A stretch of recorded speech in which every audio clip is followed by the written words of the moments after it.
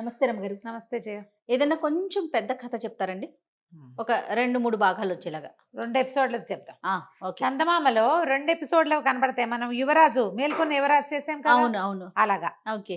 Early 70s, హ్మ్. 60s చివర్లో early 70s లో వచ్చింది. 2 భాగాలు. ఓకే. సో చెప్దాం. ఓకే. పూర్వం అంట ఉజ్జయిని నగరంలో హ్మ్. ఆ సాగరదత్తుడు, బుద్ధవర్మ అని 2 వ్యాపారస్తులు ఉండేవాళ్ళు. ఓకే. ఈ సాగరదత్తుడు సహజంగా ఆయన వ్యాపారం అయింది. బుద్ధదత్తుడు ఏంటంటే కొంచెం రాజకుటుంబానికి, బుద్ధవర్మ రాజకుటుంబానికి చెందిన వ్యాపారి. ఓకే. ఈ సాగరదత్తుడు సముద్రం మీద వ్యాపారం చేసేవాడు. ముందేదో మగపిల్లలు ఉన్నారు. ఈయన ప్రయాణం అవుతున్నప్పుడు వాళ్ళ భార్య అప్పుడే నెల తప్పింది, ప్రయాణం అయిపోయాడు. అయితే సముద్ర మధ్యలో కొన్ని పడవలు ఒక చోట ఆపుకుని కలుసుకుంటారు కదా, ఆ కలుసుకున్నప్పుడు బుద్ధవర్మని కలుసుకున్నాడు. ఓకే. అప్పుడు ఏదో ఒక మాటల సందర్భంలో నీకెంత ఉంది, నాకెంత ఉంది, నువ్వెంత నేనెంత అని డిస్కషన్ పెట్టి, నీకు నాకు ఆడపిల్ల మగపిల్లాడు పుడితే మన పిల్లలకి పెళ్ళిళ్ళు చేద్దామని చెప్పుకున్నారు. అప్పుడే డిసైడ్ ఆ చేసేసుకున్నారు. పట్ల అలాగే జరిగే పిచ్చి రోజులు కదా, మాట్లాడుకున్నారు. బాగానే ఉంది. అయితే ఏమైంది, మన సాగరదత్తుడు ఇంటికి వచ్చేసరికల్లా వాళ్ళ ఆవిడ మెడ మీద మెడలో ఒక మల్లెపూలు దండేసినంత పిల్లని ఎత్తుకొచ్చింది. అబ్బో ఎవరి మల్లిక అని అడిగాడు ఆయన. మన కూతురే, ఇప్పుడు మొన్న మీరు వెళ్ళాక పుట్టిన పాపాయి అని చెప్పింది. బాగుంది పిల్ల, ముద్దుగా. పిల్లకి మల్లిక అని పేరు పెట్టారు. మల్లె పువ్వులేనే చక్కగా ఉండేది. సరే ఏమైంది, మన ఇతను కూడా, మన బుద్ధవర్మ కూడా ఊరు చేరిపోయాడు. ఊరు చేరిపోతే ఏమైంది, ఈయన చెప్పాడు, వసే మరి పిల్లాడిని డెలివరీ అయిపోయింది కదా, పిల్లవాడిని ఎత్తుకురమ్మన్నాడు. పిల్లవాడిని ఎత్తుకురమ్మంటే వాడు ఒక కన్ను, ఒంటి కన్ను ఒక కన్ను మూసిపోయింది, గూని బావుండ్లా అస్థిపంజరంలా ఉన్నాడు పిల్లాడు. ఇదేంటి ఈ ఒంటెను కన్నావు అన్నాడు. ఒంటెను కన్నావు ఏమిటంటే, ఆయన తండ్రి ఒంటె అనేసరికల్లా వాడు ఆకారం పాపం బాగుండలేదు కదా, అందరూ ఓష్టుడు అని పిలిచేవాళ్ళు వాడిని. అయ్యో. ఓష్టం అంటే ఒంటె, గూని పిల్లవాడు. ఇంకా ఏవో పిల్లలు ఉన్నారు వాళ్ళకి, ఈ పిల్లాడు. అయితే ఊరంతా వాడిని అలాగే పిలిచేవాడు. ఇతను ఏమన్నాడు, వసే ఎలాగే నేనేమో సాగరదత్తుడితోటి పెళ్లి సంబంధం మాట్లాడాను, మన పిల్లాడికి వాళ్ళ పిల్ల నుంచి పెళ్లి చేస్తానని ఒప్పుకున్నాడు, ఇప్పుడు పిల్లాడు పుట్టాడని ఉత్తరం రాయాలి కదా అంటే రాయమని. పిల్లాడు పుట్టాడు అని ఉత్తరం రాస్తే మాకు ఆడపిల్ల పుట్టింది, పేరు మల్లికని పెట్టాం, పిల్ల బాగుందని చెప్పాడు. బాగుండేదని ఈయనేం చెప్తాడు, ఊరుకున్నాడు. ఊరుకున్నాక పిల్లాడికి ఒక 4-5 ఏళ్ళు వచ్చాక మన సాగరదత్తుడి దగ్గర నుంచి కొంతమంది ఈ ఊరు వస్తూ, ఏమంటే మా పిల్లని, మా సాగరదత్తుడి గారి పిల్లని మీ అబ్బాయికి ఇస్తామని ఒప్పుకున్నారట, మరేమోను పిల్లాడిని ఒకసారి చూసిరమ్మన్నారు, కాబోయే అల్లుడు అన్నారు. అనేసరికల్లా కాబోయే అల్లుడు లేడు, ఎక్కడికో వెళ్ళాడని చెప్పారు. చెప్తే ఈవిడేమంది, ఏమండి మనం మసిపూసి మారేడుకాయ చేద్దాం, పెళ్లి సంబంధం పోగొట్టుకుంటామా ఎక్కడైనాను, పిల్లాడిని అసలు చూపించద్దు కొన్నాళ్ల పాటు, పెద్దయ్యాక ఏదో ఒకటి చెప్పి చేద్దాం పెళ్ళి, ఈ లోపల స్నేహం పోగొట్టుకోవడం ఎందుకు, వ్యాపార సంబంధాలు ఉన్నాయి, పెళ్లి దాకా మన వ్యాపార బంధం ఇలా నిలబెట్టుకుందాం, రాబోయే లక్ష్మిని కాపాడుకోవాలి కానీ చెడగొట్టుకోకూడదు, పిల్లాడి మీద వాడికి చూపించకుండా ఏదో వేషం వేద్దామని చెప్పింది. 4 ఏళ్లకు ఒకసారి వచ్చారు, 8 ఏళ్లకు ఒకసారి వచ్చారు. 8 ఏళ్లకు వచ్చినప్పుడు ఏమన్నారు, మా పిల్లాడు తామ్రలిప్తి నగరంలో ఉన్నాడు, ఊళ్ళో లేడు, మేనమావ దగ్గర వేదాధ్యయనం చేస్తున్నాడు అని చెప్పారు. పిల్లాడికి 14 ఏళ్ళకి వచ్చాక ఇంకోసారి వచ్చారు. వచ్చేసరికి అలా ఏమైంది, ఈసారి అన్నారు పిల్లాడు అక్కడే చదువుకుంటున్నాడంటే వాళ్ళు ఆశ్చర్యపోయారు. అదేమిటి 14వ ఏడు వచ్చింది, 8వ ఏడు వచ్చినప్పుడు మేనమామ అన్నారు, 8 నుంచి 14, 6 ఏళ్ళ వేదాధ్యయనం చేసి వాడేం చేస్తాడు, వ్యాపారం చేసుకోవాల్సిన వాడు, తండ్రి వ్యాపారంలోకి 12-14 ఏళ్ళు వచ్చరికి వ్యాపారంలో కుదురుకోవాలి, వ్యాపారం లేదు పాడు లేదు, ఏమిటో ఇలా చెప్తున్నారు ఏంటని పోయి ఇంటికి వెళ్ళి సాగరదత్తుడితో చెప్పారు. ఆయన అన్నాడు, అలా కుదరదు, ఎలాగైనా పిల్లాన్ని చూపించాల్సిందేనని చెప్పండి. నుంచి చూపించలేదు కదా, చూపించలా, ఎన్నాళ్ళైంది చూడలేదు, పిల్ల పెళ్లి ఇడికి వచ్చేసింది, 14-15 ఏళ్ళు వచ్చినాయి, పిల్ల పెళ్లి చేసేయాలి, ఏమైనా సరే పిల్లాన్ని చూపించవలసిందేనని చెప్పమన్నాడు. మళ్ళీ పోయారు వీళ్ళు ఆయన దగ్గర నుంచి, సాగరదత్తుడి దగ్గర నుంచి కొంతమంది దూతలు. ఏమిటండి తేపకో కబురు చెప్తారు, పిల్లేమో ఈడేరిపోయింది, మేము పెళ్లి చేసేయాలి, మీ అబ్బాయిని పిలిపించండి, మేము ఇక్కడే ఉంటాం, పిల్లాన్ని చూడకుండా వెనక్కి రావద్దని చెప్పారు, కావాలంటే తామ్రలిప్తి నగరానికి మేమే వెళ్తామన్నారు. అనేసరికి వీళ్ళకి గొంతుకి కాయడం పడింది, వెలక్కాయ పడింది గొంతులో.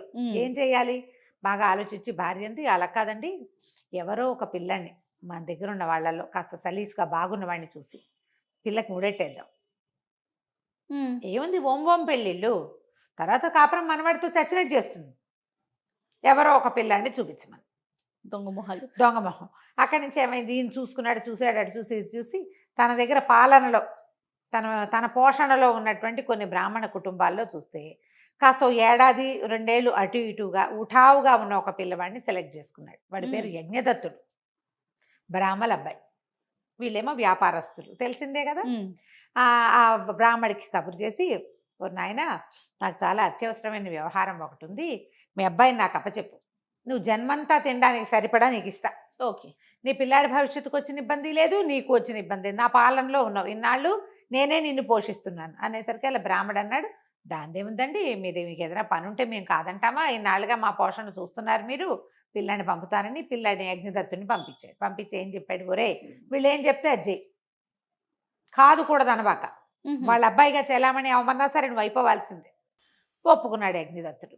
ఇక రాగానే వీళ్ళేం చేశారు, ఆ ఊరు నుంచి వచ్చారు కదా ఉజ్జయిని నుంచి, ఆ ఉజ్జయిని నుంచి వచ్చిన దూతలకి యజ్ఞదత్తుని చూపించారు. వాళ్ళేమో చక్కగా పొడుగ్గా తెల్లగా పండల్లే ఉన్న పిల్లాడిని చూసి, అబ్బో ఎంత బాగున్నాడు, మల్లికమ్మకి సరైన ఈడు జోడు, లక్షణంగా ఉన్నాడు అని చాలా సంతోషించారు. పెళ్ళన్నారు. పెళ్ళనగానే వీళ్ళేం ఆలోచించారు, ఇప్పుడు ఏం చేయాలి ఆలోచించి, సరే ఓ పని చేద్దామని ఈ పిల్లాడినే పెళ్లి కొడుకుని చేసి ఆ దూతల చేతికిచ్చి పంపించారు ఈ యజ్ఞదత్తుడిని. అయితే ఏం చేశారు, వీడితో పాటు ఆ గూనివాడిని కూడా పంపించారు.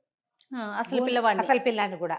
వీడికి ఈ పిల్లాడికి పెళ్లి కొడుకు సామాన్లన్నీ గూనివాడి చేతికిచ్చి వాడికి బ్రాహ్మడి వేషం, వీడికి పెళ్లి కొడుకు వేషం వేశారు. బ్రాహ్మణ అబ్బాయిని పెళ్లి కొడుకుని చేసి అసలు పెళ్లి కొడుకుని బ్రాహ్మణ్ణి చేశారు.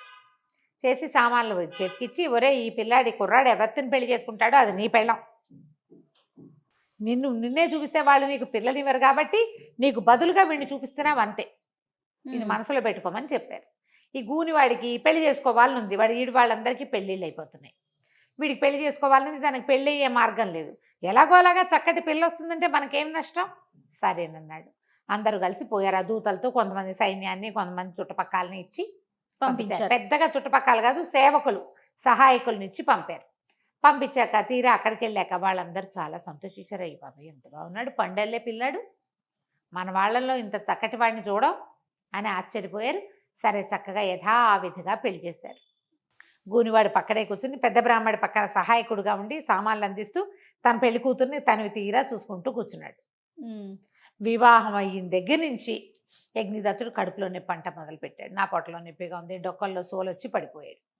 అక్కడి నుంచి ఈ సాగరదత్తుడు చాలామంది వైద్యుల్ని పిలిపించాడు. వాళ్ళంతా వస్తే ఆ మందు ఈ మందు ఇస్తే, ఈ పెళ్లి కూతురు ఉంది కదా ఈ మల్లిక, సాగరదత్తుడు కూతురు, భర్తకి కడుపులో నొప్పి వస్తే అతను చూసుకోవద్దు, నాకెందుకు, నేను పెళ్లి కూతురున్నాను, లోపలికి వెళ్ళకుండా దగ్గర కూర్చుని ఇతను కావాల్సిన సేవలు చేసి ఆ మందులన్నీ పోసి మద్యం పానం చూసుకుని దగ్గరే ఉంది, వదిలిపెట్టకుండా. 2-3-4 రోజులు గడిచాక ఎన్ని మందులు ఇచ్చినా వాడు నొప్పి తగ్గట్లే. వాడికి నొప్పి ఉంటే కాదు, నొప్పి లేదు వాడికి, దొంగ నొప్పి. వాడేం చేశాడు, నాకు తగ్గటం లేదు, మా అమ్మని నాన్ని చూడాలనిపిస్తుంది, నా భయం వేస్తుందని మొదలుపెట్టాడు.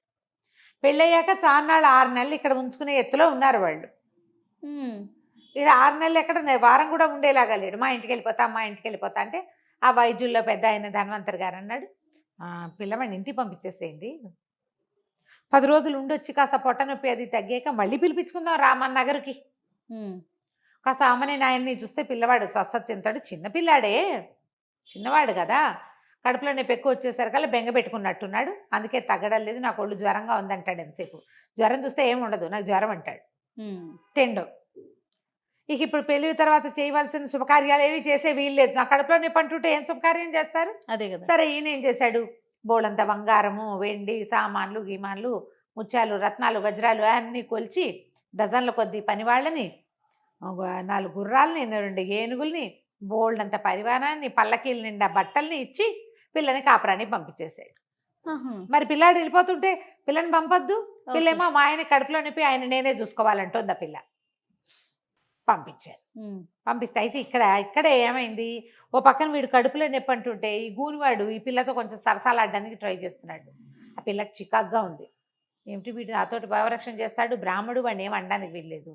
ఇతనికి ఏం భయం వేసింది యజ్ఞదత్తుడికి, ఈ గూనివాడ పెదవ ఇక్కడ ఉండగానే విషయం అంతా బయట పెట్టేస్తాడేమో, నేనే దీన్ని అసలు మొగుడిని అంటాడో ఏమిటోనని ఇంటికి వెళ్ళిపోతేనే మంచిది కదా అనుకున్నాను. ఇంటికి వెళ్ళాక ఏం చేశారు, అక్కడ వాళ్ళంతా విశేషంగా వైద్యుల్ని పిలిపించారు, ఏదో ఓం అన్నారు, తగ్గిపోయింది కడుపులో నొప్పి, ఊరిని నొప్పి తగ్గిపోయింది. అక్కడి నుంచి సాయంకాలం శుభకార్యం అన్నారు. రాత్రి అంతఃపురంలో ఏకాంతవాసానికి వీళ్ళకి పెద్ద అంతఃపురం రెడీ చేశారు. ఈ పిల్ల చక్కగా అలంకారం అది చేయించుకొని లోపలికి వెళ్తే దాని చెలికత్తతో సహా వెళ్ళింది. వెళ్తే అక్కడ యజ్ఞదత్తుడితో పాటు గూనివాడు కూడా ఉన్నాడు. వీడెందుకున్నాడు అని అడిగింది. ఇతను ఎందుకున్నాడు ఇక్కడ అనేసరికల్లా ఇతను ఏమన్నాడు, నేను వెళ్ళిపోతున్నాను అని చెప్పి గబగబా నడిచి వెళ్ళిపోతుంటే అమ్మాయి తలిపి, అదేమిటి నన్ను వదిలిపెట్టి వెళ్ళిపోతామేమిటి, అసలు ఏం జరుగుతోంది ఇక్కడ. ఈ లోపల ఏమైంది, ఈ అబ్బాయి కడుపులో నొప్పి తగ్గిందంటే వాళ్ళ నాన్న అందరికీ దానాలు ధర్మాలు చేసి అల్లుడు స్వస్థత చెందాడు, ఏం భయం లేదని వాళ్ళు. ఇక్కడ పెళ్లి కుమారుడికి రాజకుమారుడికి పెళ్ళి అయిపోయిందని ఊరంతా తాగి తందనాలు ఆడుకుంటున్నారు. ఇక్కడ 3-4 రోజులు బోళ్ళు ఉత్సవాలు కూడా జరిగినాయి. అందరూ గందరగోళంగా ఉన్నారు. ఈ పిల్ల ఇతను వెంట పడింది యజ్ఞదత్తుడి వెనకాల. అదేమిటి నన్ను వదిలిపెట్టి వెళ్ళిపోతావంటే, నేనేం చేయను, నీ ప్రారంధ కర్మ, నేను చేయగలిగేది ఏమీ లేదు, నీకు భగవంతుడు ఇచ్చిన భర్త వాడేను, నీ జీవితాన్ని ఏదో ఒకటి చేసుకో, నేనేం చేయలేను, నాకు ఇది తప్పనిసరిగా ఈ పని చేశానని పరిగెత్తుకుంటూ వెళ్ళిపోయాడు. వెళ్ళేసరికల్లా గూనివాడు ఈ పిల్ల వెంట పడిపోయాడు. ఆ పిల్ల ఏం చేస్తే ఒక్క తోపు తోసింది. తోసేసరికల్లా వీడు మంచానికి అవతల పడ్డాడు. ఈ చెలికత్తెలు, ఈ అమ్మాయి చెలికత్తెలు తెల్లబోయి చూస్తుండగానే వాడికి స్నేహ సేవకులు వచ్చారు. వాడి సేవ చేసుకునే లోపల ఈ పిల్ల పరుగులు పెడుతూ వాడి వెనకాల పరిగెత్తుకుంటూ యజ్ఞదత్తుడి వెనకాల వెళ్ళింది. వెళ్తే అంతఃపురంలో అన్ని చోట్ల దాసదాసి గణమంతా శుభ్రంగా తినేసి తాగేసి తందనాలు ఆడుకుంటూ ఉన్నారు. ఊరంతా మత్తులో జూగుతోంది. వీళ్ళ నగరంతా వీళ్ళ చిన్న జమీ లాంటిది అనమాట. పరిగెత్తి పరిగెత్తి ఎవరో వెళ్తుంటే అతనేననుకుని అటువైపు పరిగెత్తి కనపడలే. అయితే అక్కడ ఈ జనాలంతా తాగేసి ఉన్నారు కదా, ఒక కాపాలి కూడా ఒక ఆయన బోల్డని సామాన్లన్నీ చుట్టుపక్కల పెట్టుకుని తాగేసి పడిపోయినాడు. ఈ అమ్మాయి అటు ఇటు చూసి ఏం చేసింది, గబగబా తన నగలన్నీ మూట కట్టేసింది. పైన ఇట్లా ఉత్తరీయము అవి ఓళ్ళని ఉంటాయి కదా, ఇలా మేలు ముసుగు, ఆ ముసుగులో మూట కట్టి రొంటిని పెట్టుకుని ఆ కాపాలికుడి బట్టల్లో నుంచి 2 కాపాలిక వస్త్రాలు అంటే ఎర్రటి బట్టలు, తర్వాత తల మీద కట్టుకునే ఒక ఎర్రగుడ్డ తీసుకుని చక కాపాలిక వేషం వేసేసుకుంది. తను రాజు ఇలాగా ఖరీదైన బట్టల్లో ఉంటే డబ్బును వాళ్ళ అమ్మాయిని తెలిసిపోతుంది కదా, అందుకని ఆ బట్టల్లో మెల్లిగా నడవటం మొదలుపెట్టింది. రాత్రి సాయంకాలం చక్కగా సుష్టుగా భోజనం చేసింది. ఇప్పుడు బెంగతోటి నిద్ర రావట్లా, ఏడుపు వచ్చేస్తుంది. మొగుడిని వెతుక్కుంటుంది. మరి ఇంకేం చేస్తుంది, వాడు వివాహం అయింది, కొద్ది రోజులు కలిసే ఉన్నారు, వీడే తన భర్తని ఫిక్స్ అయ్యింది. ఇప్పుడు ఎవడో గూనివాడితో ఉండమంటే ఎలా ఉంటుంది, వెతుక్కుంటూ వెళ్ళటం మొదలుపెట్టింది. ఈ వెళ్ళి ఒక తెల్లవారేసరికల్లా ఒక బ్రాహ్మణ అగ్రహారంలో ఒక వాకిట్లో చేరింది. ఇక్కడ ఏం జరిగింది ఏంటో మనం వచ్చే భాగంలో చూద్దాం. తప్పకుండా అండి. నమస్తే. సుమన్ టీవీలో మీ పర్సనల్ అండ్ బిజినెస్ ప్రమోషన్స్ కోసం కింది నెంబర్కి కాంటాక్ట్ చేయండి.